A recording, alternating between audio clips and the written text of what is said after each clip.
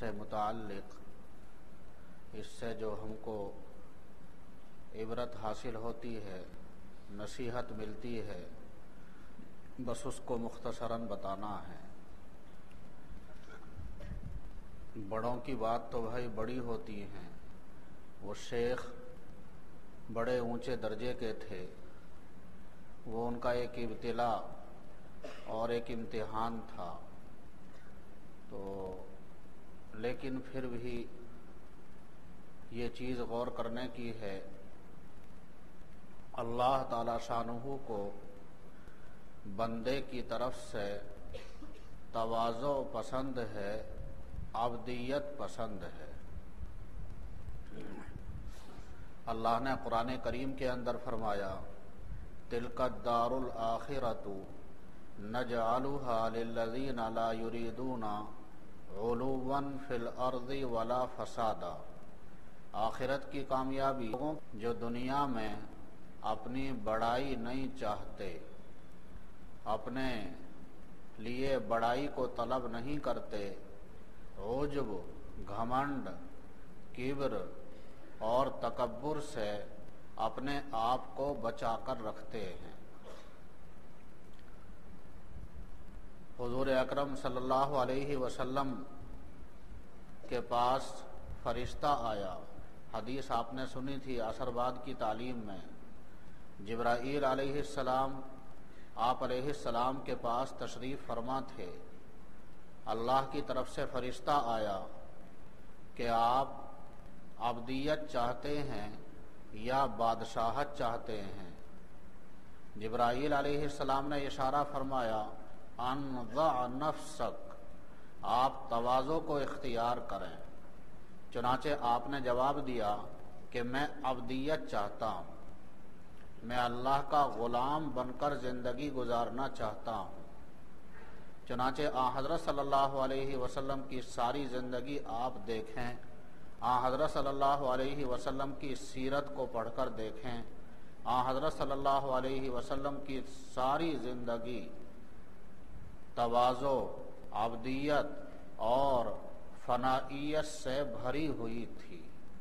مکہ مکرمہ میں فاتحانہ حیثیت سے داخل ہو رہے ہیں، اونٹنی پر سوار ہیں، لیکن اس وقت میں عین جبکہ فاتحانہ حیثیت سے جا رہے ہیں، اس وقت میں بھی تواضع کا یہ عالم تھا کہ سر مبارک بار بار نیچے کو جھک جاتا تھا، آپ کی مبارک داڑھی کجاوے سے مل جاتی تھی۔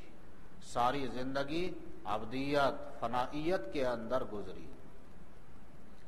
سبحان الذی اسری بعبدہ لیلا من المسجد الحرام، اللہ نے حضرت صلی اللہ علیہ وسلم کو معراج سے سرفراز فرمایا۔ تو یہ فضیلت اور یہ بڑی نعمت جو اللہ نے آپ کو عطا فرمائی، اور اس واقعے کو جو اللہ نے قرآن کریم کے اندر بیان فرمایا، اس میں حضرت صلی اللہ علیہ وسلم کے لیے رسول کا لفظ یا آپ کا اس میں ذاتی، اس میں گرامی استعمال نہیں کیا گیا، بلکہ لفظ عبد استعمال کیا گیا۔ سبحان الذی اسری بعبدہ، اس پر علماء نے لکھا کہ حضرت صلی اللہ علیہ وسلم کو یہ نعمت، یہ منقبت، یہ فضیلت جو حاصل ہوئی، وہ حضرت صلی اللہ علیہ وسلم کے عبدیت اور تواضع کو اختیار کرنے کی وجہ سے یہ بڑی نعمت اور منقبت اللہ نے حضرت صلی اللہ علیہ وسلم کو عطا فرمائی۔ اس لیے بندے کو ہمیشہ متواضع رہنا چاہیے، اللہ سے ڈرتے رہنا چاہیے، کبھی عجب کے اندر، بڑائی کے اندر اور گھمنڈ میں کبھی بھی مبتلا نہیں ہونا چاہیے۔ ہمارے اکابر کو اللہ نے کمالات سے نوازا تھا، یوں کہا جا سکتا ہے گویا کہ متقدمین کی جماعت اس بعد والے زمانے میں آ گئی۔ ایسے فضائل و کمالات سے ہمارے حضرات کو اللہ نے نوازا۔ ان فضائل اور کمالات کے باوجود ان حضرات کے اندر تواضع اور فنائیت کوٹ کوٹ کر بھری ہوئی تھی۔ حضرت اقدس تھانوی رحمت اللہ علیہ کا ملفوظ ملتا ہے، آپ کی کتابوں کے اندر ملتا ہے، کئی کتابوں میں ہے۔ حضرت فرمایا کرتے تھے، حضرت تھانوی رحمت اللہ علیہ، میں اپنے آپ کو کمتر سمجھتا ہوں ہر مسلمان سے فی الحال، میں اپنے آپ کو ہر مسلمان سے کمتر اور حقیر سمجھتا ہوں فی الحال، اور فرماتے کہ کافر سے بھی زیادہ اپنے آپ کو کمتر سمجھتا ہوں معالن اور آئندہ کے اعتبار سے۔ کیا مطلب یہ ہے، اپنے آپ کو میں ہر مسلمان سے کمتر سمجھتا ہوں فی الحال۔ کوئی شخص، کوئی مسلمان کتنا ہی بڑا گنہگار ہو، کتنا ہی بڑا پاپی ہو، لیکن اس بات کا احتمال ہے اللہ تعالی شانہ اس کے تمام گناہوں کو معاف فرما دے، اور ہمارے اپنے حال کا پتہ نہیں ہماری کس بات پر گرفت ہو جائے، کس بات پر مواخذہ ہو جائے۔ دو اہم واقعے حدیث شریف کے اندر آئے، ایک فاحشہ بدکار عورت، اس کی زندگی بدکاری کے اندر زناکاری میں گزری۔ ایک مرتبہ اس نے دیکھا کنویں کے پاس کتے کا بچہ پیاس کی وجہ سے سسک رہا ہے، اسے اس کے حال پر ترس آیا، اپنی خمار اور اوڑھنی لی، اتاری، پاؤں سے خف چمڑے کا موزہ نکالا اور اسے خمار میں باندھا، کنویں سے پانی نکالا اور اس کتے کے بچے کو پلایا۔ اللہ تعالی شانہ نے اسی عمل کی وجہ سے اس کے تمام گناہوں کو معاف فرما دیا، اس کی مغفرت کا فیصلہ فرما دیا۔ بخاری شریف میں یہ واقعہ آیا۔